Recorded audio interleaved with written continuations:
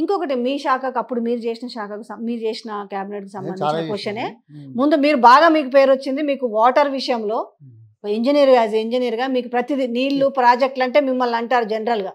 మీరు చాలా శాఖలు చేసినప్పుడు కూడా ఆ శాఖ మీద మీకు బాగా గ్రిప్ ఉందని అంటుంటారు. మీ ఐటీ కూడా చేస్తారు. ఇది మాట్లాడదాము. హరీష్ రావు మీద ఒక ఆరోపణ వస్తుంది. రంగనాయక సాగర్ కింద ఆయన ఒక దగ్గర భూమి కొనుక్కున్నాడు, మిగతా వాళ్ళ భూములన్నీ పోయినాయి, కానీ ఆయన భూమి పోకుండా చేసుకున్నాడు భూసేకరణలో అన్నారు. అట్లా చేయడం ఎంతవరకు కరెక్ట్? అది పాజిబిలిటీనా? ఎందుకు నవ్వుతున్నారు? అడిగిన క్వశ్చన్ ఆన్సర్, మీరు అడిగిన క్వశ్చనే బాగాలేదా? కాదు, క్వశ్చన్ బాగాలేదు కాదు కదా.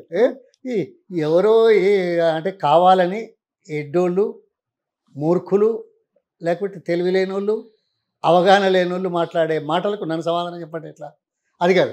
ఇప్పుడు ఒక చెరువు ఉన్నది, చెరువుకు మనకు మత్తడి దాకా నీళ్ళు ఉంటాయి. ఆ లెవెల్ పెరిగితే ఏమవుతుంది? మత్తడి నుంచి అందరు నీళ్ళు అటు ఒక్క నిమిషం, నీళ్లు ప్రభావం ఎక్కువై లెవెల్ పెరుగుతూ ఉంటే మత్తడి దగ్గర నీళ్లు ఇట్లా ఇట్లా పుట్టు నీళ్ళు కింద పోతాయి. ఇప్పుడు మత్తడి లెవెల్లో ఉన్న నీళ్ళకైతే మీ జాగా నా జాగా తెలియదు కదా. తెలియదు. హరీష్ రావు పొన్నాల జాగా నీళ్ళకి తెలియదు. అది పోయేది పోతూనే ఆ పేర్లని నాకెందుకని నీ జాగా నా జాగా తెలియదు, ఎవరి పేర్లు ఎవరి పేరు తెలియదు కదా. ఆ లెవెల్ ఎంత దాకపోతే అంతే మునుగుతుంది, అంతే కదా. అంటే ఆ భూమి వరకు కట్టకట్టుకోవాలి నిలవకుండా. భూమి వరకు కట్ట కాదు, అంటే భూమి వరకు మునిగే భూమి వరకు మత్తడి మీద నుంచి ఇంకో 2 ఫీట్లు పోయినాయి అనుకో, ఎక్కువ నీళ్ళు వచ్చి ఆ 2 ఫీట్ల ఎత్తు కూడా కొంత ఎక్కువ భూభాగం. అంటే ప్లాన్ డైవర్ట్ చేస్తారు అన్నట్టు. ప్లాన్ డైవర్ట్ కాదు, ఊరికే ఊసిపోకు కోతలు పోసి అబద్ధాలు మాట్లాడి రాజకీయం పబ్బం గడుపుకునేది. నీళ్ళు అయితే లెవెల్ మారాయి కదా. మీ నీలాంటికో లెవెల్, నాలాంటికో లెవెల్ ఉంటుంది కదా. మరి అదే అడగండి, నాకు అంతకంటే ఎక్కువ తెలియదు. నాకు తెలిసింది నీళ్ళు వాటి లెవెల్ అవి చూసుకుంటాయి, ఎవరి భూమిని చూడాయి. మరి వాళ్ళ భూములు కనిపెడుతున్నాయేమో నాకు తెలియదు. మరి సరే, ఇప్పుడు జాతీయ పార్టీలు కాబట్టి అవి పార్టీలు ఇప్పుడు సపోజ్ కాంగ్రెస్ పార్టీ 10 సంవత్సరాల అధికారంలో లేనప్పటికీ, చెల్లా చెదురు అయినప్పటికీ కూడా మళ్ళా సరే కాలం కలిసి వచ్చింది, అధికారంలోకి వచ్చింది. సరే, బీఆర్ఎస్ పార్టీ నుంచి అందరూ వెళ్ళిపోతున్నారు, ఇక బీఆర్ఎస్ పార్టీ అసలు ఉనికిలో ఉండదు, బీఆర్ఎస్ పార్టీ భూస్థాపితం అయిపోతుంది అంటే మీరు ఎన్నో చూసుంటారు, ఈ 45 ఏళ్ల కాలంలో చాలా చూసుంటారు కదా.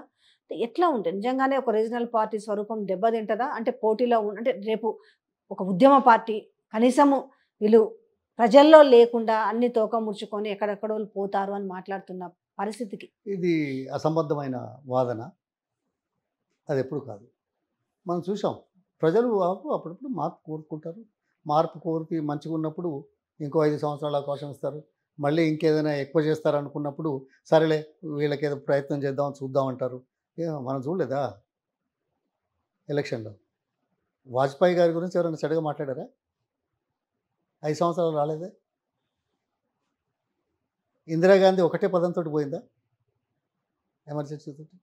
అంతేనా? తర్వాత ఏది 80లో మళ్ళీ ఆవిడే నీవు తప్ప నీ తప్ప తీసుకొచ్చారా? రాజకీయాల్లో జరుగుతుంటాయి, అవకాశం ఇస్తారు, ఆశపడతారు. కానీ అవకాశం వచ్చినప్పుడు ఏం చేశారు, నిలబెట్టుకున్నారా లేదా అనేది శాశ్వతంగా చరిత్రలో మిగిలిపోయేది. సరే, మొన్న కొంత ప్రజలు చూద్దాం 10 సంవత్సరాలు ఇచ్చాం, ఇంకా బాగా చేస్తారట అనే ఉద్దేశంతో కొంత మార్పు చేశారు. ఇది ఎవరో ఒకరితో వచ్చింది కాదు. ఇదే ముఖ్యమంత్రి తన పార్లమెంటు నియోజకవర్గంలో ఒక అసెంబ్లీ సీట్ గెలవాల. తన పార్లమెంటు నియోజకవర్గంలో 2 సార్లు జీహెచ్ఎంసీ ఎలక్షన్స్ అయితే 1, 2 సీట్లు కూడా రాలా కార్పొరేటర్స్. ఇదే ముఖ్యమంత్రి పిసిసి ప్రెసిడెంట్గా ఉంటే 5 బై ఎలక్షన్లు అయితే 5 డిపాజిట్లు పోయినాయి. సరే, ఇప్పుడు ఏదో అవకాశం ఇచ్చారు, ఇది జరుగుతూ ఉంటుంది. ఇది ఎన్ని రోజులు ఉంటుంది, ఎన్ని రోజులు నిలుపుకుంటాం అనేది కాంగ్రెస్ పార్టీలో చాలా వరకు ఒక 2-3 హయాంలో తప్పితే, వైఎస్ ఒక 2-3 హయాంలో తప్పితే బాగా ఒక 1 ఇయర్కో 2 ఇయర్స్కో 3 ఇయర్స్కో సీఎంలు మారుస్తుండేవాళ్ళు. అసలు ఎందుకు మారుస్తుండేవాళ్ళు అప్పట్లో? కాంగ్రెస్ పార్టీలో అది ఏంటి, దేనికోసం, ఏం దేనివల్ల, ఏ మైనస్ల వల్ల? అంటే కింద లీడర్లు పోయి మళ్ళీ మంత్రులు పోయో లేకపోతే ఎవరో పోయి కంప్లైంట్లు ఇవ్వడం వల్ల జరిగేదా?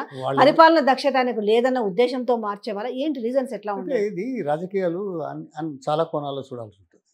సామాజిక కోణం, పరిపాలన కోణం, తర్వాత ప్రజల సెంటిమెంటు ఆ సందర్భాలలో ఇవన్నీ చూసి రాజకీయాలు మారుతుంటాయి. దానిదే ఉంటుంది.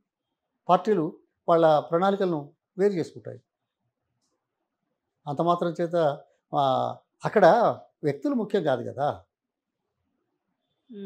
పార్టీ ప్రణాళిక, ప్రజలు, ప్రజల అవసరాలు, మాట, మనం చేస్తున్న కార్యక్రమాలు ముఖ్యం.